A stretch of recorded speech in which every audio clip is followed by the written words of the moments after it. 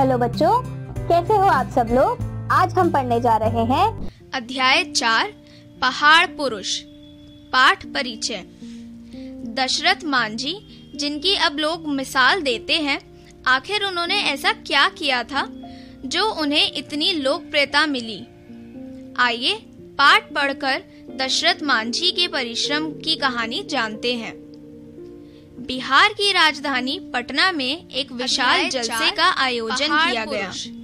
हर क्षेत्र की प्रमुख हस्तियां पधार रही थीं, जिनकी अब लोग गांधी मैदान में विशाल पंडाल लगा था जो उन्हें से लोकप्रियता बंधनवार सजाए गए थे। आइए पाठ। दशरथ मांझी को आदर पूर्वक गांव से गाड़ी में बिठाकर पंडाल तक लाया गया था। मुख्यमंत्री ने हाथ जोड़कर उनका स्वागत किया था। परिचय। मुख्यमंत्री लगातार उनकी प्रशंसा किए जा रहे थे। मिसाल देते हैं, दशरथ मांझी संकोच में खड़े थे जो उन्हें बार बार गया जिले का अपना गांव आंखों के सामने नजर आ रहा था। के परिश्रम। दलित समुदाय की एक छोटी सी बस्ती। गांव के बगल में सदियों से खड़ा एक बड़ा पहाड़ की दूसरी ओर गांव के खेत। ऊंचे लंबे पर्वत की परिक्रमा किए बगैर गांव से खेत तक पहुंच पाना संभव न था। होश संभालने के बाद बालक दशरथ ने गांव में सिर्फ अभाव, बेबसी और भूखमरी ही देखी थी। कखरा सीखने के बाद वह सीधे खेती के काम में जोत दिए गए थे। विवाह हुआ तो पत्नी भी उनका सहयोग करने लगी। सुबह हुई नहीं कि दशरथ हल बैल के साथ पहाड़ की परिक्रमा करते हुए खेत के लिए रवाना हो जाते। पत्नी भोजन तैयार कर पानी की बाल्टी और खाने की पोटली के साथ घंटों चलकर पसीने से लथपथ खेत में पहुंचती। एक दिन पत्नी ने कहा था, काश गांव और खेत के बीच के इस पहाड़ को काटकर एक राह बन पाती। फिर तो घंटों की दूरी मिनटों में तय हो जाती। दशरथ ने पत्नी की बात को गंभीरता से लेते हुए कहा, तुम ठीक कहती हो। एक दिन मैं ये राह बनाकर ही दम लूंगा, मगर कैसे भला? पत्नी ने अचरज से सवाल किया। आगे आगे देखिए होता है क्या?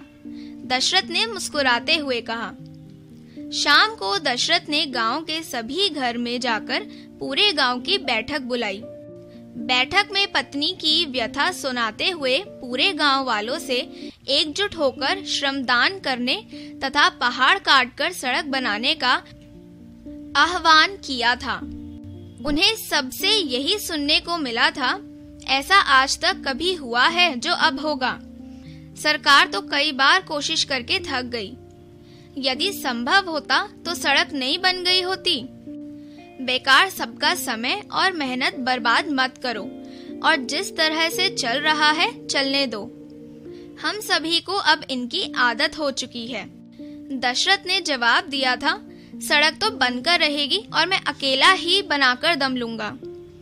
दशरथ शाम को खेत से लौटने के बाद जलपान करते ही गेंती, कुदाल और टोकरी लेकर पहाड़ पर जाने लगे।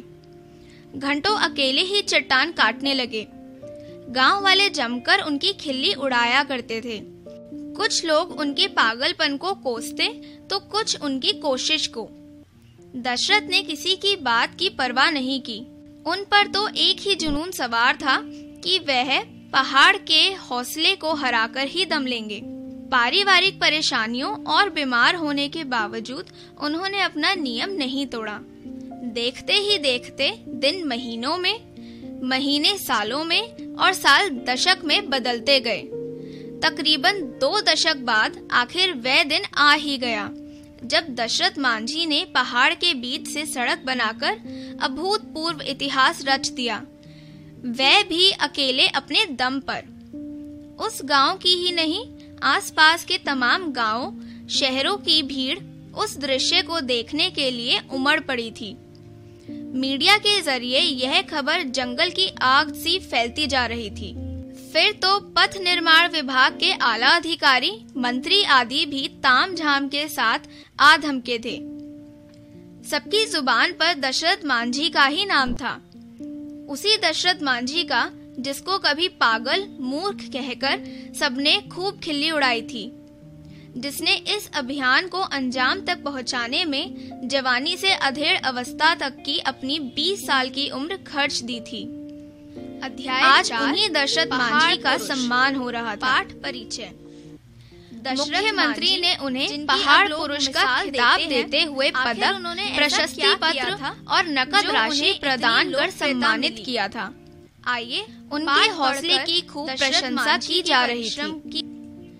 समारोह से वापस लौटते हुए दशरथ मांझी को ऐसा लग रहा था जैसे गांव का पहाड़ उनके हौसले के सामने शीश झुकाते हुए सलाम कर रहा हो।